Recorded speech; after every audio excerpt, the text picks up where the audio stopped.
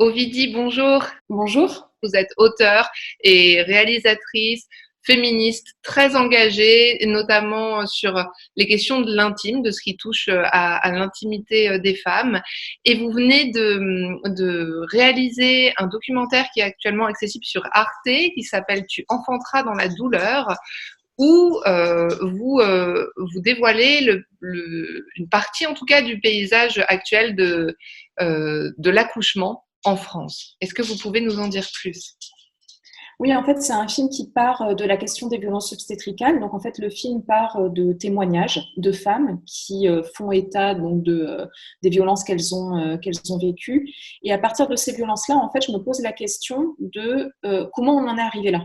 Qu'est-ce qui fait que ces violences-là, elles existent? Qu'est-ce qui fait qu'elles sont quand même spécifiques à la gynécologie et à l'obstétrique? C'est-à-dire qu'on constate qu'il peut y avoir parfois des formes de maltraitance dans d'autres services, à l'hôpital, parce que le personnel est pressé comme des citrons, voilà.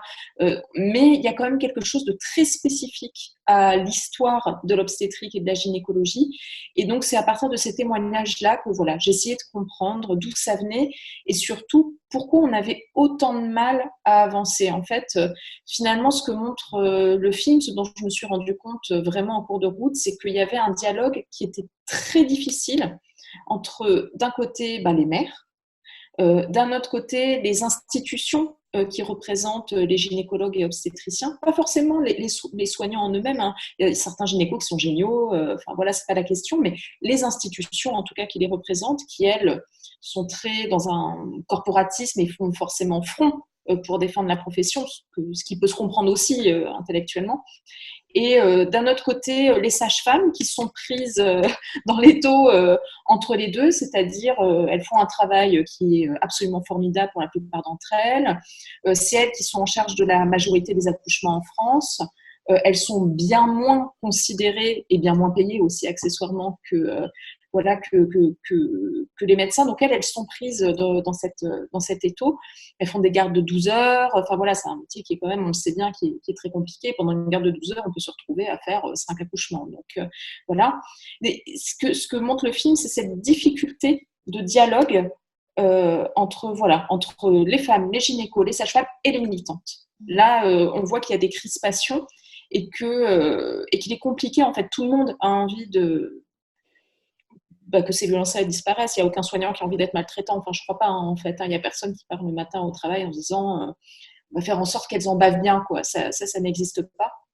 Donc, en fait, tout le monde a envie finalement que la situation s'arrange, sauf que c'est très difficile finalement de travailler ensemble. Mais je remarque depuis le début de l'élaboration de ce film, c'était il y a 2 ans, il m'a fallu à peu près 2 ans, je remarque qu'en 2 ans, ça a quand même cheminé et qu'il y a des améliorations. Qu'un dialogue qui était absolument impossible il y a encore un an entre le CNGOF, qui est le Collège national des gynécologues et obstétriciens français, ce dialogue entre le CNGOF et les militantes contre les violences obstétricales gynécologiques, ce dialogue-là, il n'était pas possible il y a un an. Allez, il y a 1 an et demi, on va dire quelque chose comme ça. En tout cas, au moment où j'ai commencé à faire le film, ce dialogue-là, il n'existait pas. Là, maintenant, il y a quand même l'idée de travailler de concert, il y a quand même l'idée de collaborer. Ça commence à se débloquer. On voit dans le film, il y a un petit fil narratif qui est la commande du rapport contre ces violences qui a été commandé donc par Marlène Schiappa auprès du Haut Conseil à l'égalité. Au moment de la commande de ce rapport, on voit bien que les institutions qui représentent les gynécologues disent on participera pas, on ne veut pas en entendre parler, c'est uniquement au ministère de la Santé de le faire. Si le ministère de la Santé le fait, on participera, mais tant que c'est l'égalité homme-femme, ça ne nous intéresse pas, on ne veut pas y participer. Et puis petit à petit, en fait, on voit qu'au moment de la remise du rapport, au final, le CNGOF a fini par approuver les 25 recommandations du rapport, que le CNGOF a finalement ouvert une commission bien traitance en gynécologie, en obstétrique, je ne me rappelle plus de l'intitulé exact, mais voilà, ils ont quand même ouvert une commission, des groupes de travail. Donc ça évolue, voilà. Il y a quand même une progression, mais ça s'est fait dans la douleur aussi, ça se fait dans la douleur cette affaire. Oui, et à propos de douleur, il y a une sorte de paradigme qui est d'ailleurs le titre de votre documentaire, qui est Tu enfanteras dans la douleur et qui est aussi très intégré dans la société puisque on entend, et pas uniquement de la part des soignants, mais aussi de l'entourage, que tant que le bébé va bien et que la maman va bien à l'arrivée, bah, c'est bon, même si l'accouchement est complètement parti en sucette, bon, ben, ça va, quoi, on s'en est sorti indemne. Et c'est d'ailleurs même les mères qui le disent souvent elle-même, oui, bon, bah, mon accouchement, ça a été une boucherie, mais bon, heureusement, le bébé va bien et heureusement, je vais bien. Et dans votre documentaire, vous vous invitez vraiment à sortir de ce paradigme qu'il est aussi possible, et que ça a déjà existé, ça existe encore aujourd'hui, de ne pas accoucher dans la douleur, que la douleur soit pas fondamentalement associée à l'accouchement. Non, la douleur, c'est pas une fatalité, même si, on va pas se mentir, un accouchement pour tout le monde, même quand il est réalisé dans des super conditions, avec des super sages-femmes, à domicile, en maison de naissance ou peu importe, ou même dans une structure hospitalière qui est chouette, voilà. Un accouchement, c'est quand même intense. Ça, c'est sûr que et il peut y avoir aussi des situations d'urgence qui font que tout à coup, ce qu'on avait imaginé, l'accouchement qu'on avait rêvé, ben, faut qu'on en fasse son deuil parce que ça va pas se passer comme ça. Mais effectivement, c'est pas une fatalité, c'est avant tout quand même un conditionnement socioculturel. Et puis, en fait, il est dans la continuité de l'idée d'une intériorisation de la douleur pour tout quand on est une femme, en tout cas en ce qui concerne la sphère génitale. Il y a cette idée que de toute façon, il est normal d'avoir mal pendant ses règles, par exemple.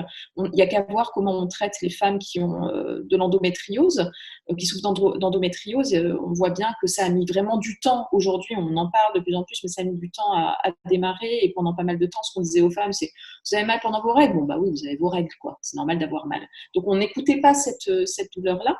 Il y a cette idée qu'il est normal d'avoir mal pendant les rapports sexuels. Il y a c'est quand même la douleur lors des rapports, c'est une idée que nous, c'est une sensation que nous on a quand même intériorisée. L'idée que déjà, si on a des rapports, c'est pas forcément pour notre plaisir à nous et que donc, bah, par conséquent, c'est un peu normal d'avoir mal. Puisqu'il y a une sorte d'invasion du corps, etc. Ma foi. Et puis il y a cette idée que bah oui, l'accouchement, bah, c'est violent par essence. Ça, c'est quelque chose que j'ai pas mal entendu pendant la préparation de ce film, que l'accouchement c'était une violence et que finalement, bah, s'il y avait des femmes qui le vivaient comme violent, bah, c'était un peu normal. Alors que bah non, pas nécessairement.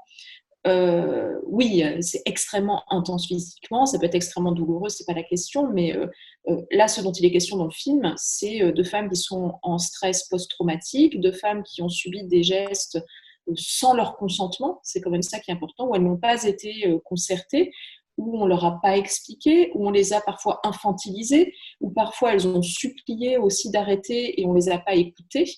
Des situations d'anesthésie défaillante aussi, des césariennes à vivre, des révisions utérines à vivre, des sutures, des épisiotomies à vivre, ça c'est quand même un grand classique.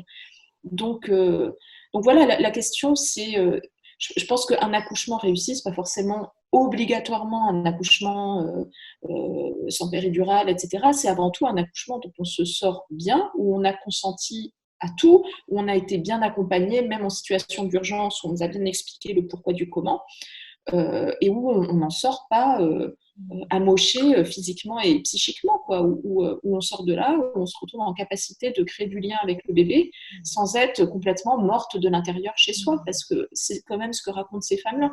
Des femmes qui se retrouvent pendant 2 ans avec l'incapacité de se concentrer, l'incapacité de retravailler, l'incapacité parfois de faire du lien avec le bébé, parce qu'elles voient ce bébé qu'elles associent à un événement extrêmement traumatique. Donc, pour elles, c'est compliqué. L'incapacité aussi de renouer du lien avec le deuxième parent, y compris, enfin, affectivement, mais y compris sexuellement aussi.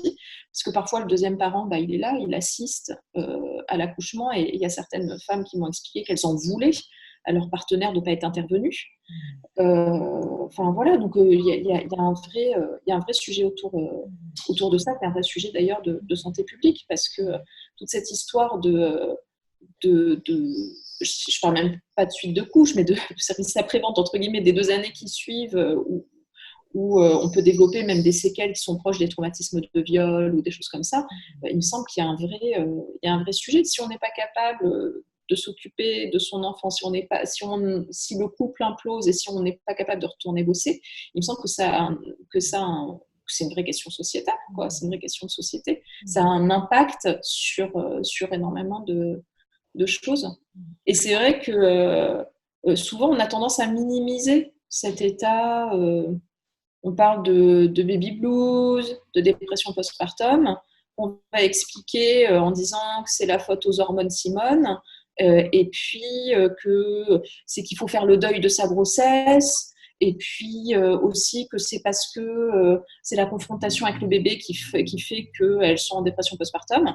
Mais en fait, parfois, c'est juste qu'elles ont vécu un véritable événement traumatique, et que voilà, et que ça s'explique comme ça. Et moi, je trouve qu'il y a quand même très peu de, il y a quand même un gros tabou autour de ça. Preuve en est donc cette absence comment dire, de prise en charge adéquate, quoi.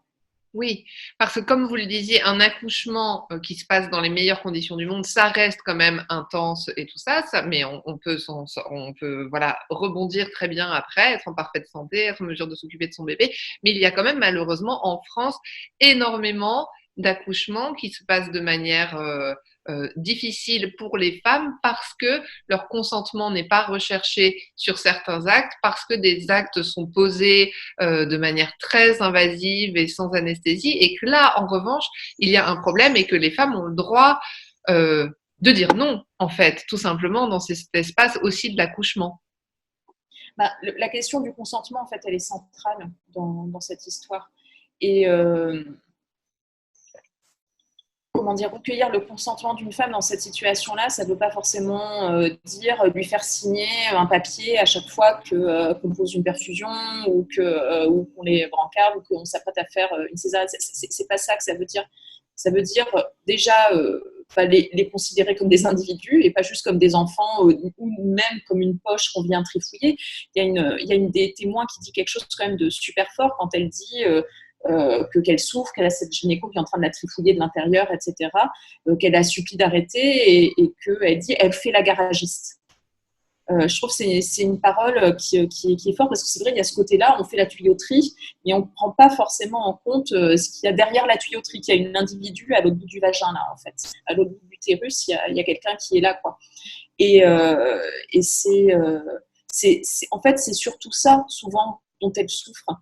C'est pas les gestes en eux-mêmes, c'est le fait qu'elle n'ait pas pu accompagner ces gestes. Et en fait, quand on regarde bien, la collaboration entre soignants et soignés, tout le monde, on a tous à y gagner quand même. Si, par exemple, on doit faire une extraction ou un geste comme ça, qui est quand même assez costaud, très, très, très invasif, on a plutôt intérêt à faire en sorte que la patiente soit d'accord et qu'elle l'accompagne ces gestes-là. Enfin, je veux dire, c'est simple. Hein, si on nous rentre quelque chose dans le vagin et qu'on ne veut pas, on va se crisper, on va faire en sorte que ça ne rentre pas, on va se débattre, etc. Si on collabore, eh ben, on va essayer de se détendre, on va souffler, on va accompagner le geste. C'est pas du tout, c'est pas du tout la même chose. Mais je pense que c'est un peu comme faire une prise de sang. Si on veut nous faire une prise de sang et qu'on est là à se débattre et qu'on retire notre bras, c'est traumatisant, c'est galère. Si on dit, écoutez, j'ai un peu peur de la prise de sang et que l'infirmière, elle nous rassure et qu'elle nous fait la prise de sang et qu'on est détendu, la prise de sang ne se passe pas de la même façon. J'ai envie de dire, à un degré plus, c'est à peu près ce qui se passe pendant l'accouchement. Et en fait, c'est pour ça que le consentement, c'est vraiment la clé dans cette histoire. Mais au-delà de ça, je pense qu'il y a vraiment un truc à révolutionner au niveau du rapport soignant-soigné. Alors, il y a une jeune génération, je pense, de médecins qui n'ont absolument pas envie de reproduire ces vieux schémas de domination, finalement, de mépris. Voilà, c'est vraiment. On l'a vu au moment, par exemple, du scandale autour des touchés vaginaux sur patientes endormies en bloc opératoire. On a vu qu'il y avait une jeune génération d'internes, de médecins, de jeunes médecins, d'étudiants, voilà, qui disaient, enfin, il y en a eu plusieurs comme ça qui ont témoigné en disant, mais moi, je ne veux pas faire ça, je veux plus qu'on fasse ça, je veux pas, il est hors de question, je participe à ça, alors qu'avant, on ne se posait pas trop la question. Donc, on voit que chez cette jeune génération-là, ça chemine aussi, quoi. Mais oui, bien sûr, c'est le consentement qui est la clé de tout. C'est pas, encore une fois, c'est pas est-ce qu'on a utilisé la péridurale ou pas, est-ce qu'on a fait une mise au sein immédiate en salle d'accouchement ou pas. C'est pas ça qui fait que on sort de là en ayant la sensation d'avoir réussi entre guillemets son accouchement. C'est dans quel état on en sort, quoi. Voilà. Est-ce qu'on était d'accord, ou est-ce que il va falloir que toute notre vie on vive avec.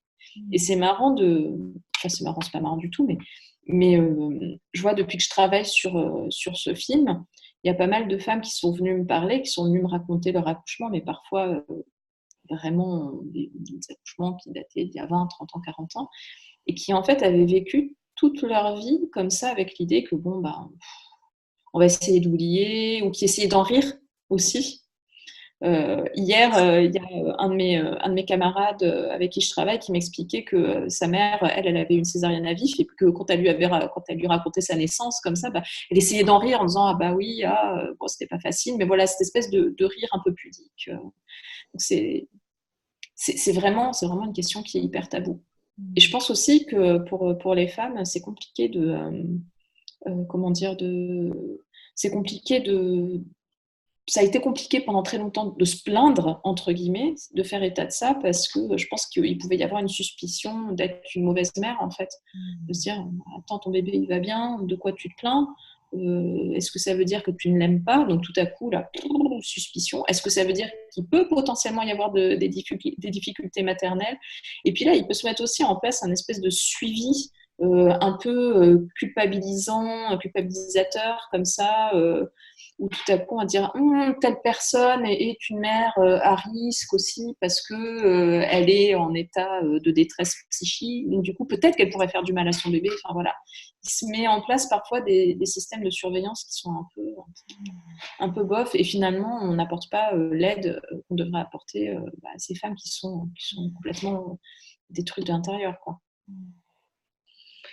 Je voudrais vous poser une dernière question pour terminer. Comme vous le signalez, je suis vraiment convaincue que ce que vous faites avec votre documentaire, ce que font d'autres personnes aussi avec leurs écrits, avec leur prise de parole, ce que font les femmes elles-mêmes pour libérer leur parole, pour signifier aux soignants qu'elles n'ont plus envie de ce genre d'attitude à leur égard, va nécessairement faire évoluer les mentalités.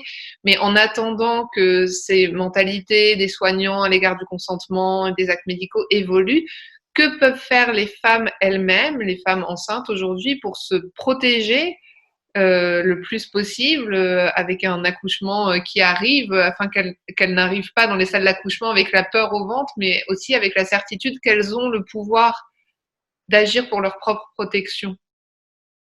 Alors, moi, je ne suis pas professionnelle de santé, je ne suis pas doula non plus, donc c'est difficile pour moi de dire il faudrait qu'on fasse comme ci, comme ça. Mais de ce qu'on m'a expliqué, de ce qu'ont expliqué certaines sages-femmes, le projet de naissance, qui commence à se démocratiser de plus en plus, hein, ça fait 15 ans moi, que j'en entends parler, projet de naissance, mais c'est vraiment maintenant qu'on voit qu'on peut arriver avec un projet de naissance en maternité.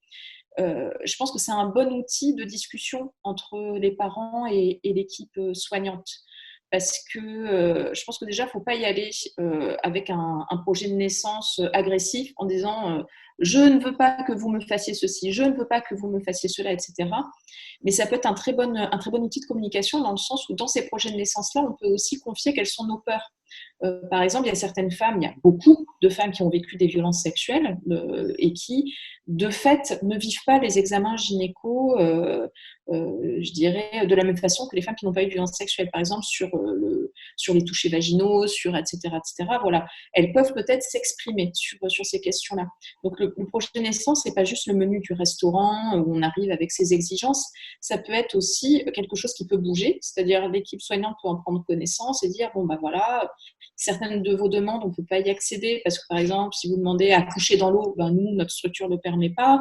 Mais à côté de ça, on va discuter avec vous, on va essayer de trouver un compromis. Et ça se fait en amont, pas quand on est dans l'urgence de l'accouchement, justement, mais ça se fait en amont pendant la préparation, pendant la grossesse. Et ça peut être un bon outil, parce que ça peut permettre... moi, il y a une maman que j'ai suivie, qu'on voit à la fin c'est la dernière image du film, cette maman avec son bébé. Cette maman-là, à la base, elle était arrivée avec un projet de naissance où elle disait « je ne veux pas ci, je ne veux pas ça ». Elle le disait elle-même que c'était presque un peu agressif.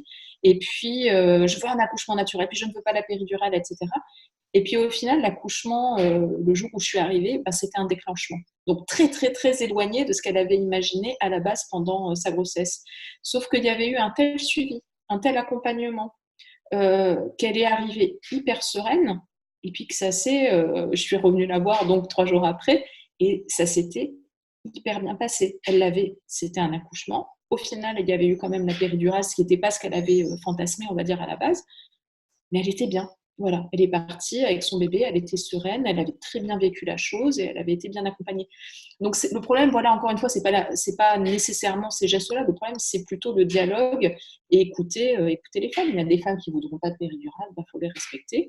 Il y a des femmes qui, elles, justement, ont très peur, préféreraient ça, il faut les écouter aussi. Enfin, voilà.